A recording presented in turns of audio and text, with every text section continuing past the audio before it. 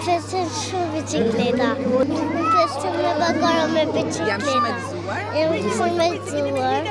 140 fëmijë nga 32 kopshte publike dhe private të Shkodrës morën pjesë para ditën e së shtunës në garën me bicikleta e zhvilluar në pistën e stadiumit Loro Boriçi.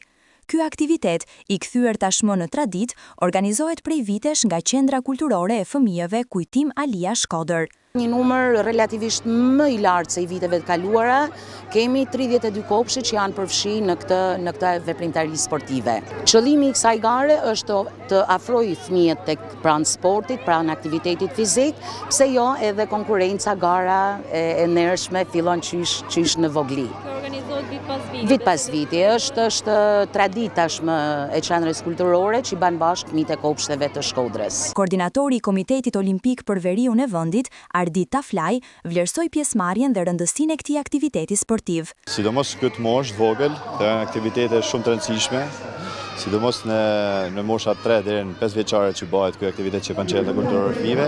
Kjo nuk është një risi, ka disa vite që Qendra Kulturore Shkodër bën aktivitete me bicikleta, me patina, bëjmë edhe aktivitete me volleyball, basketball, gjatë tan vitit domethënë është aktive për marrëvajtjen e fëmijëve të sportit.